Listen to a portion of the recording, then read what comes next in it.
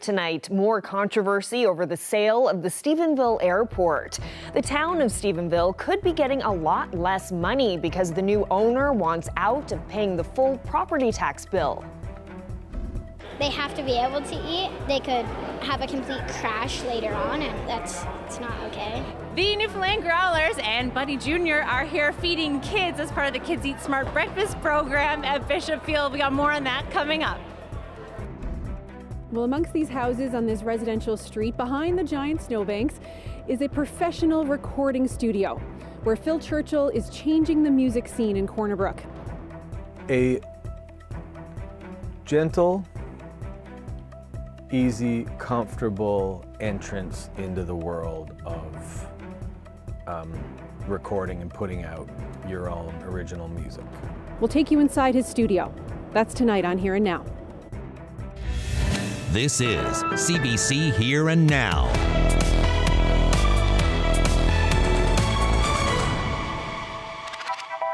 Good evening and welcome to Here and Now.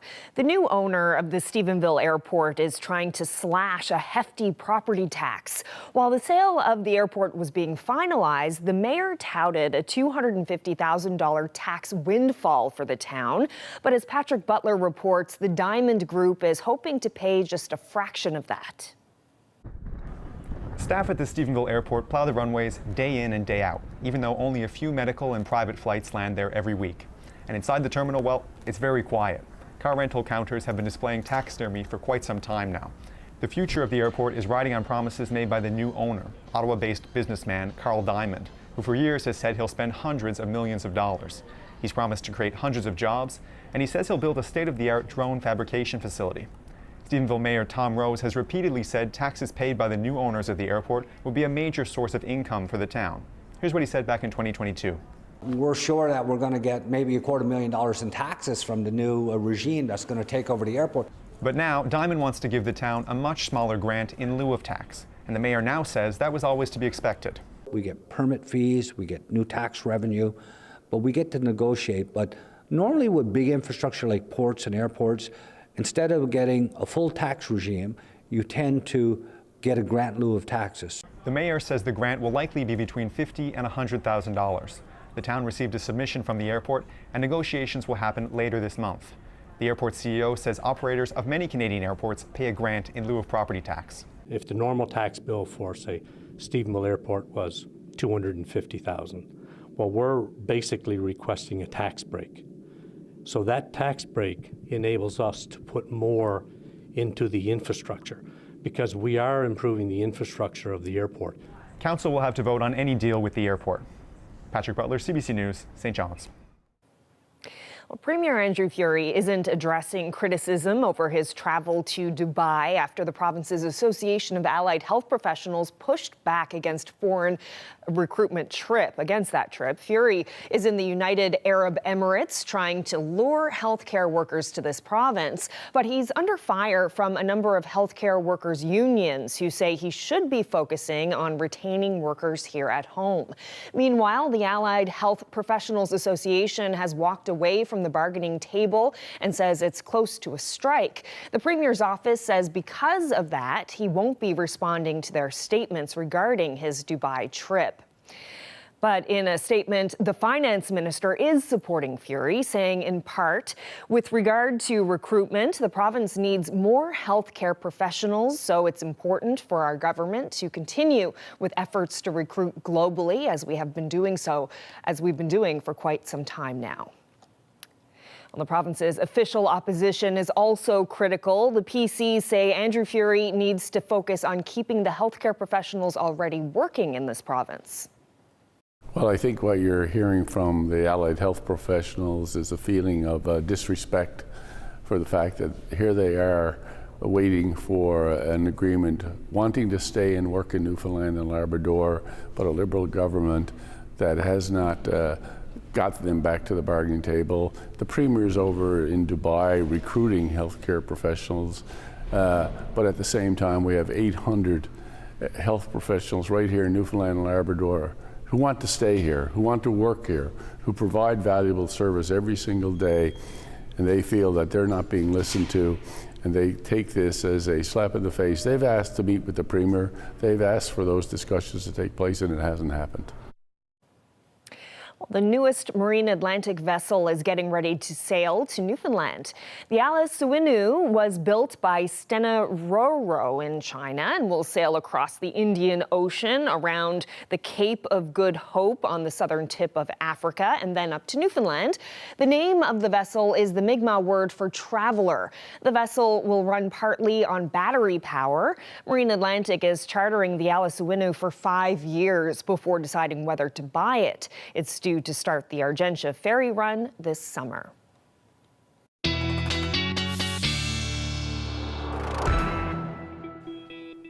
We take a look at what's going on out there. That area of low pressure finally offshore, and relatively light winds today. We even saw some sunshine for parts of the province sitting under that ridge of high pressure over the Maritimes, and we got another one up across Labrador. At least to the north of Labrador, it is affecting Labrador, but we are seeing some generally mild weather from this as well. The coolest temperatures up to the north there, but generally still seeing that onshore flow along the northeast coast. So temperatures hovering in and around the 0 degree mark, but as we head through tonight, that ridge of high pressure is going to drop the temperatures, or allow those temperatures to drop for some of us. That onshore flow, though, will continue as we head into tomorrow, which means we'll see some potential for some flurries, maybe even some freezing drizzle. But the long range, the good news, looks quiet for now. So what we've got on the go as far as temperatures are concerned over the next couple of days, really no significant cool down up across Labrador. In fact, temperatures will feel very spring-like over the next couple of days across the island as well, right around where we should be. But we'll talk about that when we come back. Thanks, Ashley. Well, the Newfoundland Growlers know that food is fuel. The team is partnering with a local charity to help ensure students have enough to eat during the school day.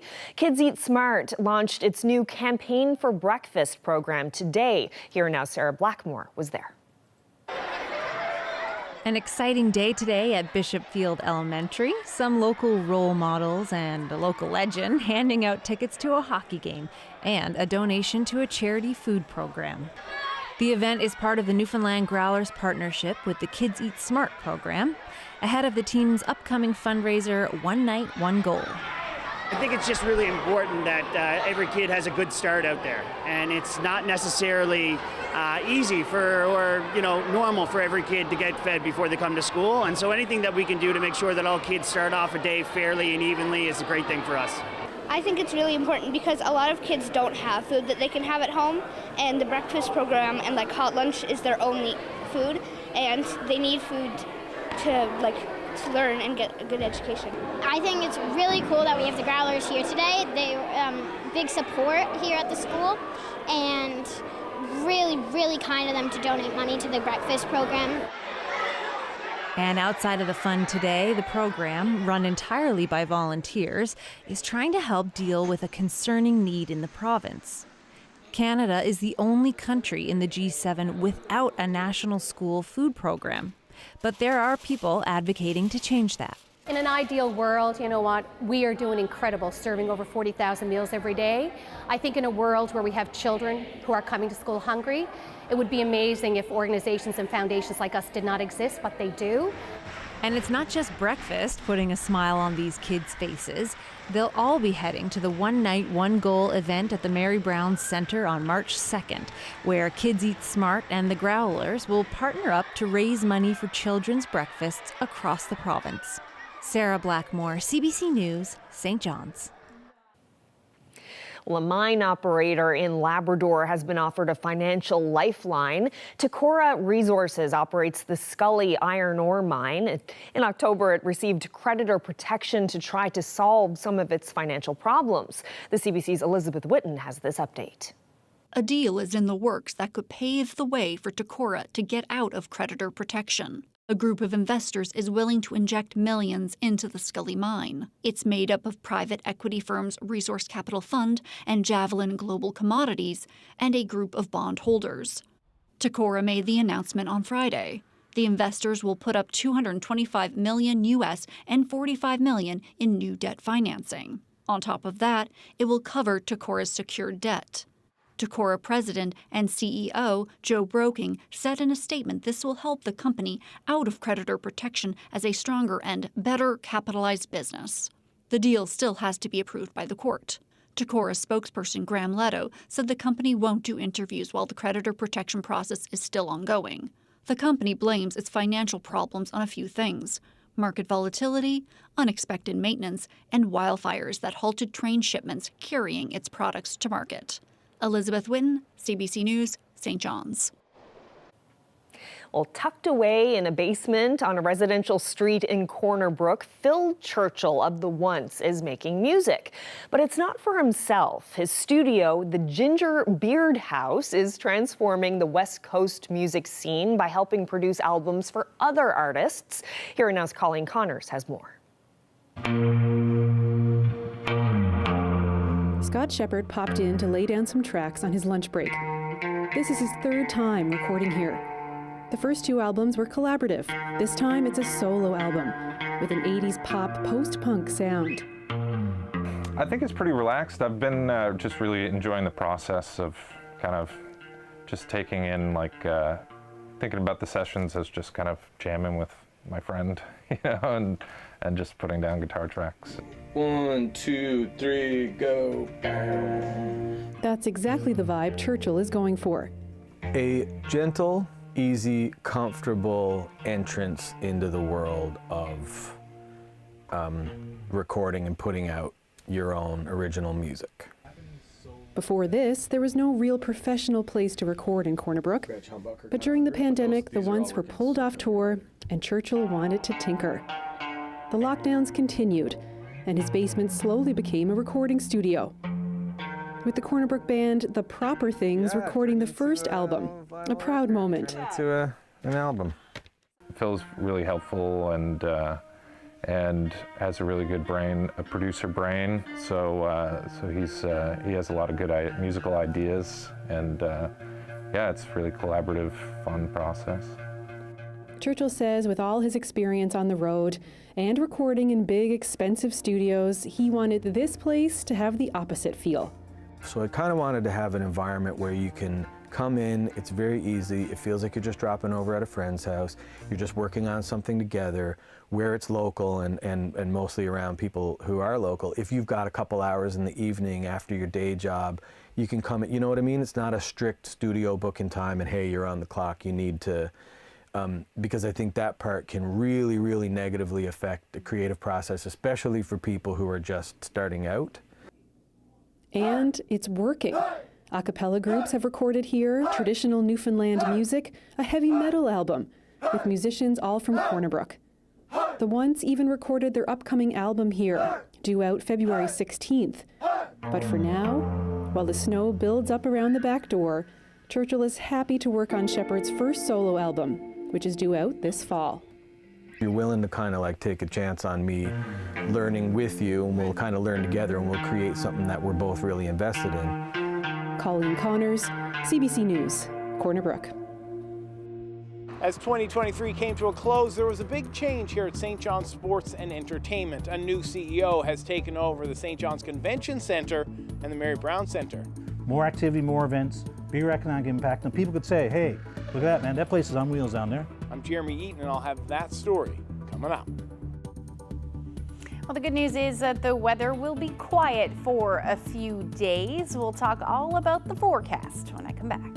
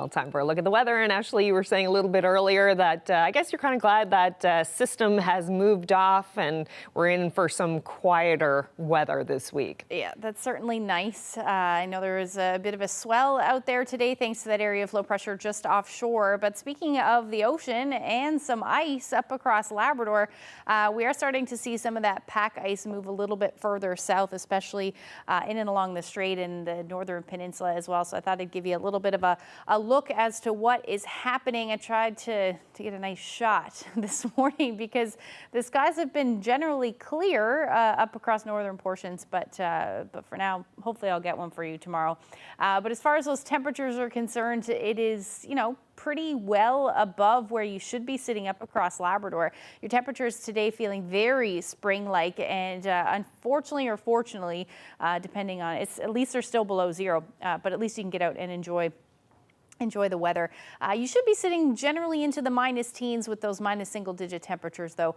That really is at least for the next couple of days. Across the island, that's right where we should be sitting this time of year, -1 in St. John's, bang on. But we do have those temperatures through Badger around -3 and St. Anthony sitting around -4 today. So we are sitting under a couple of areas of low pressure, and like I said, the area or high pressure rather, that low pressure is now offshore, but we still got that rotation leaving us with that onshore flow all along the northeast coast. So some patchy freezing drizzle here and there, maybe a few flurries, but the good news is the winds have generally tapered off. We're still seeing those winds gusting for Bonavista Vista and St. John's anywhere from 40 to 50 kilometers per hour. But that will be pretty much it once that area of low pressure continues to move further east. So wind chills still a little chilly, -9 in St. John's, -12 in Gander. Up across Labrador, really nothing. Just a little cooler is what it's feeling like in Happy Valley Goose Bay at -14. But as we head through tonight, that ridge of high pressure means that we should see generally clear skies, and we will see those temperatures drop under clear, calm conditions. So areas like central through about 2 or 3 o'clock in the morning, you're looking at your wind chills into the -teens, -20s towards the coast of Labrador. But as we get into tomorrow morning, when those temperatures really start to drop, we will be seeing those wind chills into the -teens, maybe even nearing the -20. So through central and the west coast, when you are leaving tomorrow, you're certainly going to want to bundle up, and up across Labrador generally into the -20s, especially towards the north. That's really where we'll see some of the coldest temperatures. As far as weather is concerned tonight, other than that onshore flow and the potential for a few flurries, there really isn't much to talk about other than those cool temperatures, like I said, into the -teens. Warmer though, further east, dropping, really not moving much from where we are now, -1. With those winds generally out in the north, 20 to 40 kilometers per hour. The coldest temperatures will be in Nain at -20. But again, generally light winds, the story for you. As we head into tomorrow, again, really some sunshine at play, which will be nice across most of the island, except in that onshore flow. We'll probably see some cloud cover linger with that, as will the potential for some, few flurries or maybe some freezing drizzle, but nothing too significant as far as that is concerned. And up across Labrador, a few flurries possible early in the day for Happy Valley Goose Bay, but to the north, that will move in later in the afternoon for those of you up across northern portions of the coast. Now, as far as temperatures are concerned, we're talking about daytime highs. Again, not really moving a whole lot. -1 in St. John's. Those winds still around 20 to 40 kilometers per hour. Marystown should see some sunshine, temperatures hovering around 0. The best chance of seeing the sun will be away from that onshore flow, especially along the south coast, maybe even through central. Grand Falls, Windsor will hover around -2, Twillingate -3, and as you head towards the west coast of the island, that's where we should see the best weather tomorrow, with winds generally light, anywhere from 10 to 15 kilometers per hour. So a little warmer to the south, a little cooler to the north, where Corner Brook will sit about -3, and then even more so into the -single digits. Now, Labrador, your winds will ease as the day goes on. Like I said, chances of a few flurries, but not much. And coldest temperatures in Nain at about -12. So, like I said, the temperatures over at least the next couple of days aren't really going to move too much. We may even see a warm up as we head into the middle of next week. I'll talk about that when I come back. Thanks, Ashley.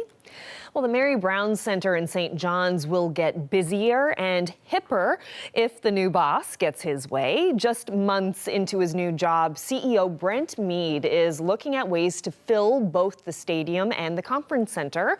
With more and more public money going into the operation, there are questions about why the city owns the 23-year-old stadium and why there aren't more acts performing there.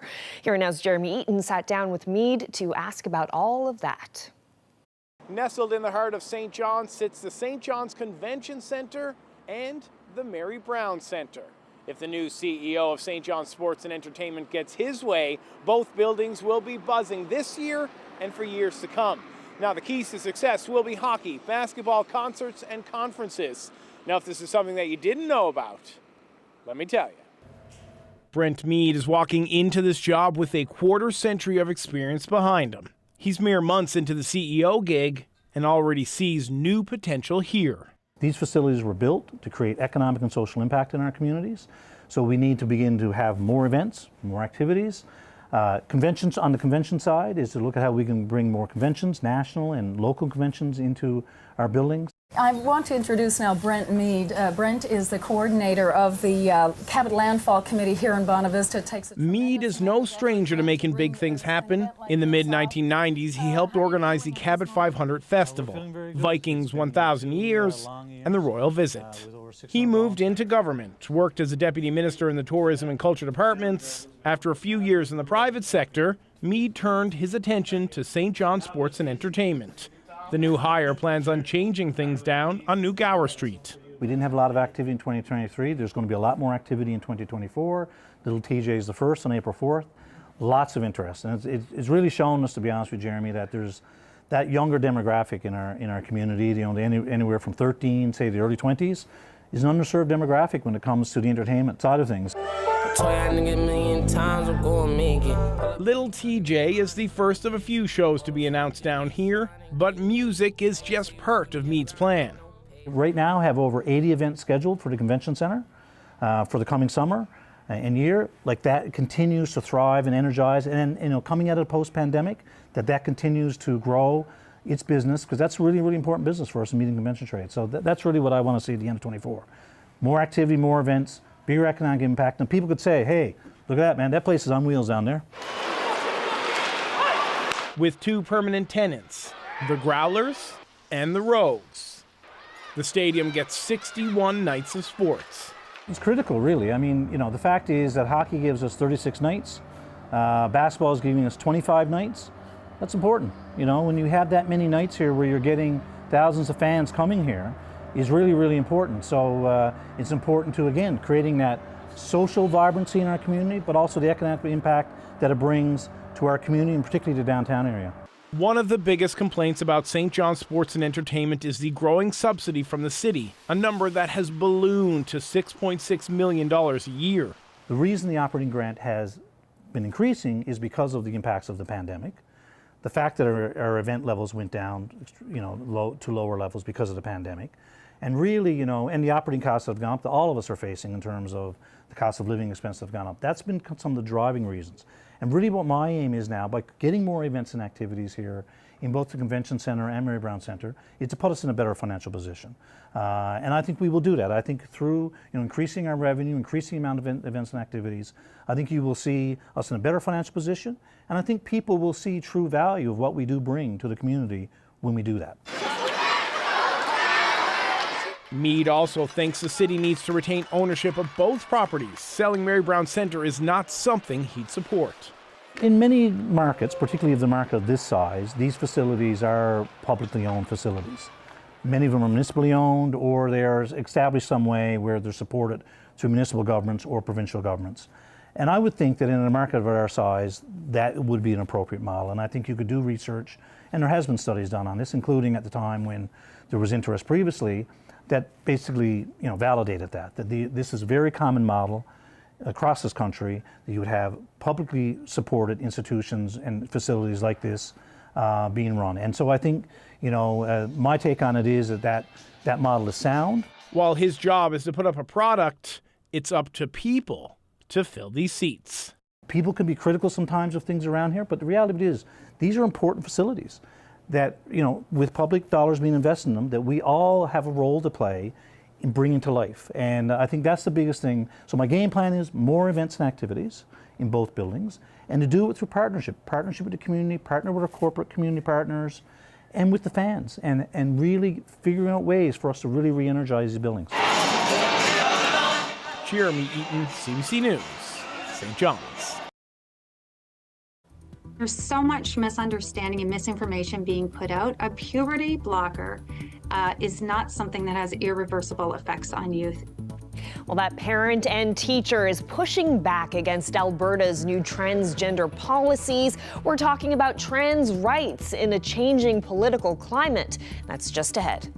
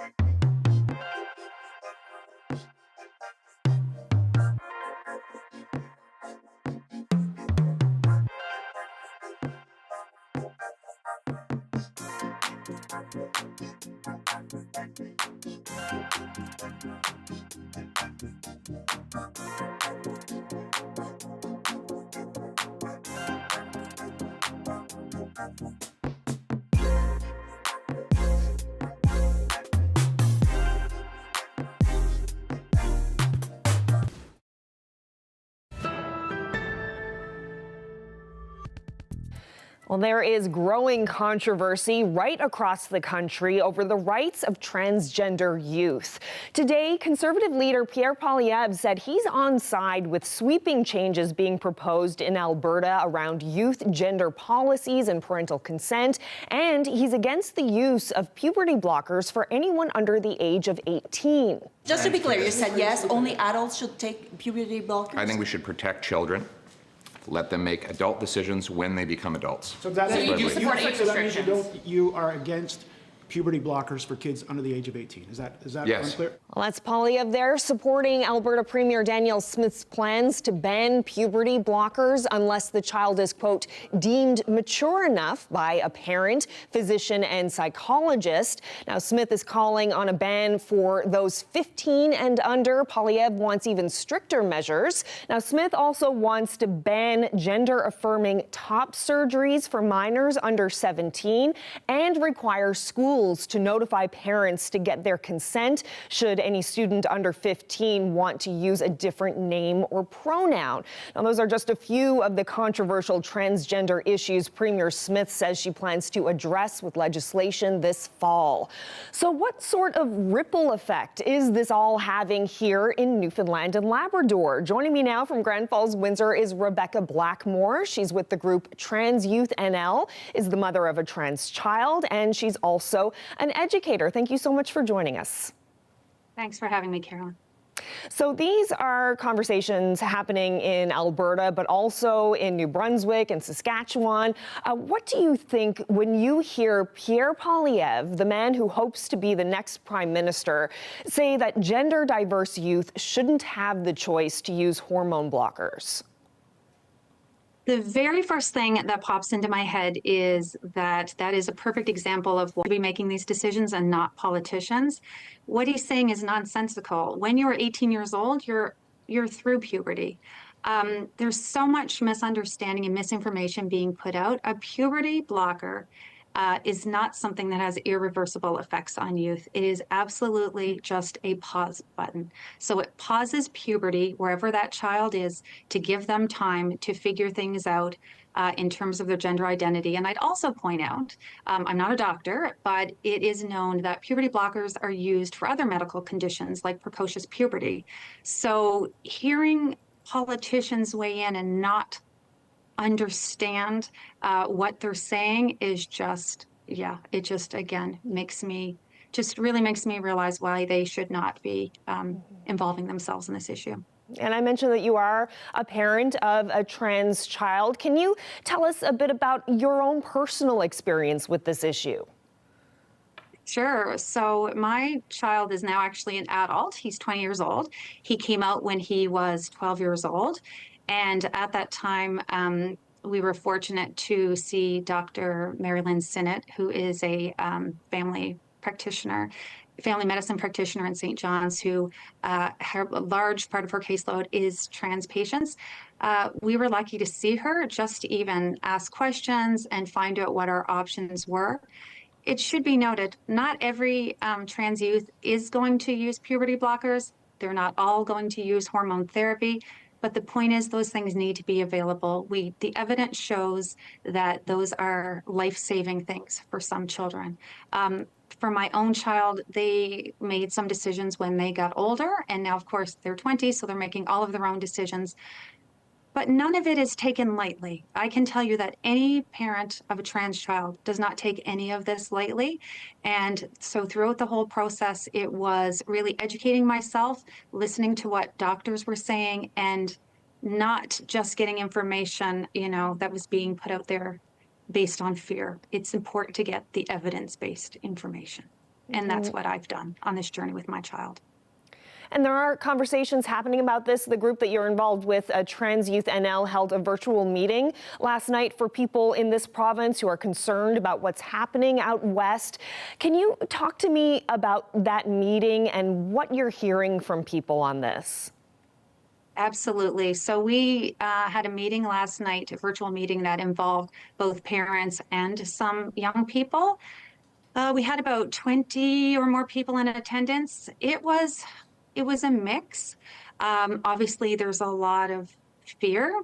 There is a lot of sadness when we think about whether we personally know folks in Alberta or if we are aware of them through different youth or different support groups that we are in. We know that this is a really scary time for them, and we feel that, and we're standing with them. And on the other side of it, people brought up things that also reminded us that there's hope, because us parents are standing up. many members of the 2S LGBTQ plus community as a whole and allies are standing up. And you also use the word scary, that there's this sense that that it's a scary time right now. Why is it scary right now? It's scary for a number of reasons. In terms of the trans youth, it scares me because as a parent, I know, and having met so many other parents over the years, what the outcomes are for kids that are not affirmed. Sometimes that is medical, and sometimes it is social, like the school stuff and being able to use their pronouns and names at school. And the idea of the poor mental health outcomes for those children, it just, all of us parents, it really gets us. In our core, we, feel just very scared and worried for those kids. And also for our country as a whole, the idea of vulnerable communities being targeted, because that's what we're seeing. Who right now is more vulnerable than transgender teenagers? They are teens, they are still under the thumb of adults. So these things coming out, stigmatizing them, putting a target on them, it's just, where will it end? Well, Rebecca Blackmore, I really appreciate your thoughts on this. Thank you so much for speaking with me today. No problem. Thank you, Carolyn. This is the part of bread making that could divide families, whether you go 2 buns or 3.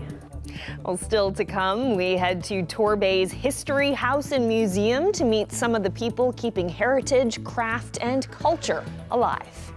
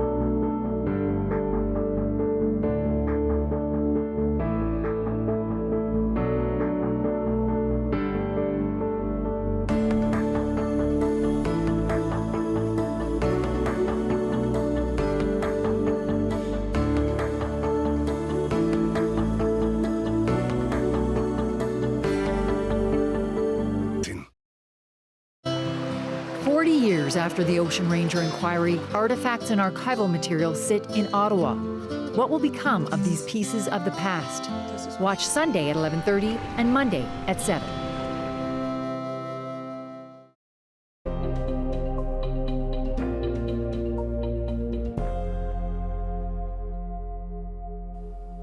To Nova Scotia now, people living in 5 tent encampment sites in Halifax have received eviction notices.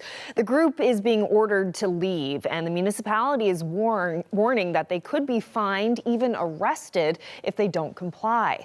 The CBC's Paul Palmeter has that story. Notices were posted early this morning. They state failure to vacate the properties is an offense for which any person can be arrested by a peace officer and removed from the property. It came with a deadline of February 26, but not everyone plans to comply. I'm not leaving. No, I'm not leaving. And I'm telling everybody else not to leave either. They can come do what they did there at the old library if they want to, and see how far that goes globally.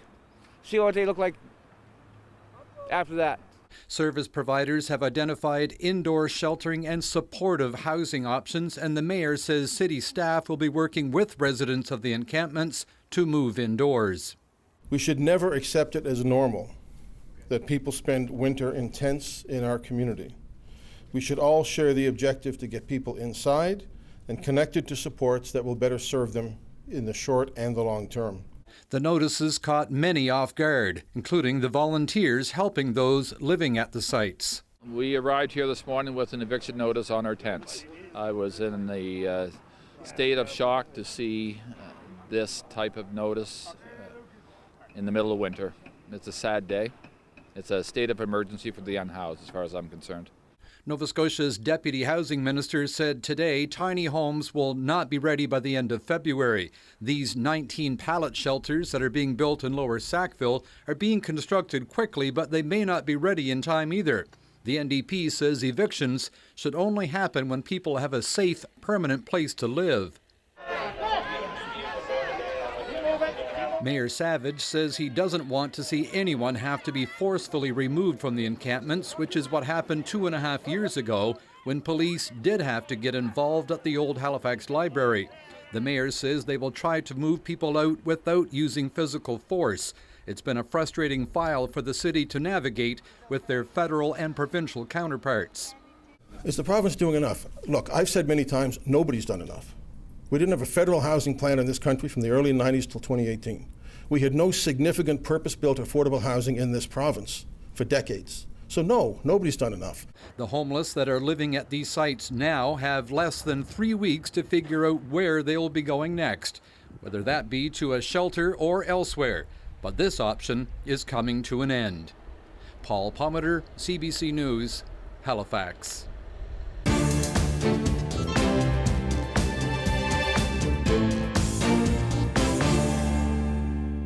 A former RCMP intelligence official has been sentenced to 14 years in prison. Cameron Ortis was convicted of passing secret information to police targets. We will be appealing the conviction and the sentence. As Justin Mirage said, because there's no one ever been charged or convicted with this before, there is no precedent. And so we will want the Court of Appeal to determine whether what the jury found and what Mirage imposed as a sentence is reasonable in the law. The sentence was half what the prosecution was asking for. With time served, Ortis will spend about 7.5 years in prison. Back in November, the 51-year-old was found guilty on 6 counts, including violating the Secrets Act. During sentencing, the judge said Ortis potentially put lives at risk and undermined Canada's reputation in the intelligence community internationally.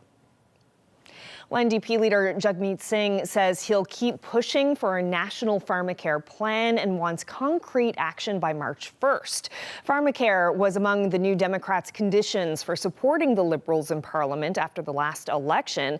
Today's comments didn't explicitly threaten a no-confidence motion, but did prompt speculation. We are very serious that pharmacare has to be delivered. We need to see legislation and some additional steps. And I made that very clear to the Prime Minister. I put him on notice that we expect that by March 1st. If not, there will be repercussions.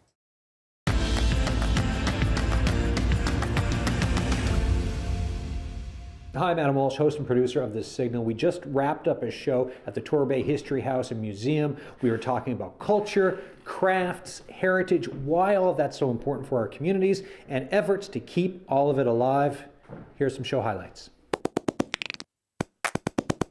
I am right now making the magic happen. When you have a nice gluten in your bread, the gas doesn't escape, so your bread rises.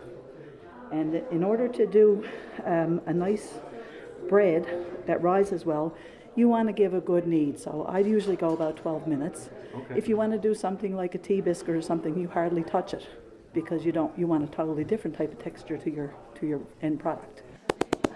It's a beautiful home built in 1918, and there's such beautiful light inside of this house. It used to be the Roman Catholic Presbytery, so it was built as the residence for the parish priest in Torbay, and it was used as a residence right up until 2017. It has these beautiful grand front rooms, one as a dining room, another one was a study. Those have been turned into our exhibit galleries, and we're currently standing in the beautiful front foyer of the building, and you can just see the light and the warmth that's here. You know, the original wood floors have been preserved, the original moldings. The town of Torbay really focused on trying to preserve the heritage features of the structure, and it has such a warm feeling. This is the part of bread making that could divide families, whether you go 2 buns or 3. I didn't think about that like that before. No, it's big, yeah. No, it really is though. Yeah. Well, what I've decided to do is my white bread I'll go 3 buns, and my whole wheat or multigrain breads I'll go 2, and then when you're digging something out of the freezer, you know what you're pulling out. But what I've done now is I've just shaped into a bread pan 3 balls of dough. When I watched my grandmother do this when I was just a small child, she seemed to be able to do it magically and perfectly every single time. So hopefully by the time I get to her age when she was doing this, I might know how to do it. All right, Rex, tell me what you got in your hand. Well, this is an old church window from a church we think's in Conception Bay North. Church has been torn down, but a friend of mine salvaged all the windows from it, and he wants to put them in a house he's building up in Salmon Cove, so we're restoring it. We take a window like this, it's all nasty and cracked paint and caulking and everything in here, strip it all down and make it look new. Many people would look at that and say, we can't do anything with that, we're going to take that to the dump. And so that's very distressing to me. Irene and I had been going to each other's homes about every 2 weeks and quilting, and we said this would be a really nice thing for others to do.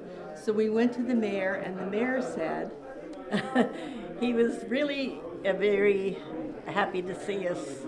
Not that he wanted to see us, but the idea that we put in front of him, because he was saying that he really wanted to get people involved, especially the seniors. So he was very enthusiastic about our idea. So at the time we had a kinsman club here, and so he asked us to draft him a letter and he would bring it to the meeting on Monday. So Monday afternoon we got a call saying that you can have the facility in the kinsman club once a week. So we started from there, and that was in 2007. 2007. So, and I was looking at some of the binders pictures, right? You had the first one, and the other one, what number is that? That's number 8. Number 8. Yeah. So lots of binders, lots of pictures. And we started with just a group of people. Well, it's all women, but we don't say, like, we just haven't had any men ask, but it was people that were interested in quilting, and that you had to be able to quilt a little, but you didn't have to be an expert or anything, but it was just to share. Yeah. And so it's become a social thing for a lot what's of the people. saying that you say, stitch, what is it? Sometimes we call it a bitch stitch session. Because I never do that. Sometimes people are going through a difficult time for whatever, and we just talk about it basically and just support each other. So it's so that was the name we put on it, a bitch and stitch. Oh, it's so good. Can I do some shameless advertising? Yes, the town go of for it. Torbay is offering a bread making class May 4th. Not only will we have a basic white bread, we'll be showing folks how to do cinnamon bread and our version of pain au chocolat. So it's going to be a fun morning. You had me at bread, but then you got me again at chocolat. Oh, chocolat. What do you want? What do you want?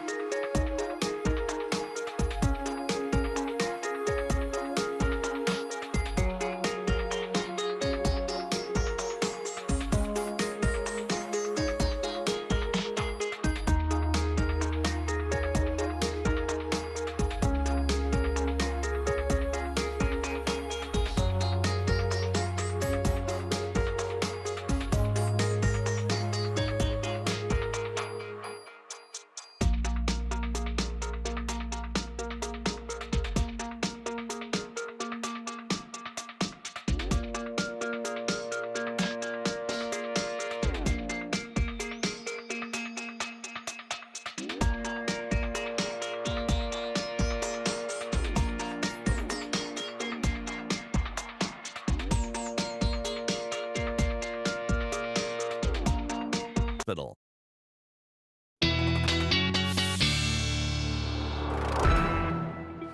All right, gonna have a look at the long-range forecast, and that means we get to look ahead to the weekend. We do. Like the week has gone by quickly. It has gone by quickly so far. It looks fairly quiet this weekend, which will be nice. We may even see a bit of sunshine for some of us, and not a whole lot of movement in the temperatures. But let's see what's going to happen as far as the future tracker is concerned. That onshore flow, unfortunately, will stick around as we get into at least the first half of Friday, especially for the eastern portion of the island anyway. Again, that may mean we'll see some cloud cover, maybe some patchy freezing drizzle, and also the potential for a few flurries. But the best chance of seeing some flurries will be up across northern portions of Labrador and the west as the day goes on, especially towards the evening hours. We may see a bit of light snow for those of you in the west. Otherwise, clearing skies across the island. So that will be a lovely day. We're looking at our temperatures anywhere from about 0 to -2 as you head across the province, or across the island rather. Along the south coast of the island, you're looking at anywhere from 1 to 2 degrees as your daytime highs. And then Labrador again, well above where you should be sitting, minus single digits, minus double digits to the north though, as you hover around minus 11 through the day. Friday evening into Saturday, again, some snow possible up across Labrador. It'll work its way towards the coast as we get into the morning hours on Saturday. The island looking quiet as well. Again, maybe a few flurries for the northern peninsula, but we might see some peaks of sun as well through the day. Our daytime highs really carbon copy from your Friday forecast, and that's the story up across Labrador as well. Now, if we take a look ahead, like I said, the weather will be quiet, but as we look into the beginning of next week or middle of next week, another area of low pressure may affect us. This one could bring some, again, significant snow to parts of the Maritimes, which have already seen significant snow, and then we may see some snow across the island as well. This one, just something to watch as we look ahead to the middle of next week, but for now, a couple of models are pointing at the potential, but we'll definitely keep an eye on that one. As we head into the long-range forecast into next week, or beginning of next week, temperatures looking like they'll stay above zero, maybe flurries or showers on Monday, and overnight lows minus single digits for now. And then for central Newfoundland, we're looking at that unsettled conditions on Sunday to end out your weekend. And then some flurry potential for Monday for both central and western Newfoundland. And then up across the Big Land, you are looking at your temperatures. Pretty warm, very spring-like, especially as we get into Sunday, hovering around the 0 degree mark. But it does look like we'll see flurries or light snow right through Monday. Like I said, nothing too significant as far as accumulation is concerned, but a bit of a drop by the time we get into Monday. And that's the story for western Labrador as well. Flurries right through Monday with temperatures cooling down to about -9 as your daytime high on Monday.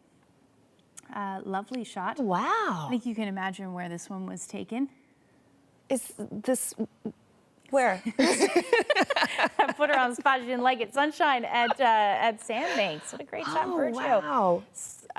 Beautiful. Julie always sends great shots. Normally they're in a kayak, but that is, it almost looks tropical. It's golden. That golden sunshine definitely makes the sands look nice there.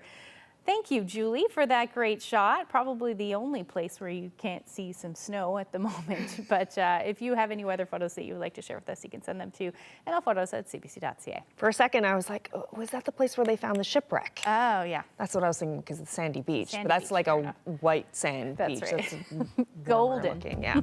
Well, certainly something to keep an eye on for next week for the folks in Atlantic, in the Maritimes with all the snow that they've gotten. My goodness. Sure. All right, well, that's it for us. Thank you so much for spending part of your evening with us.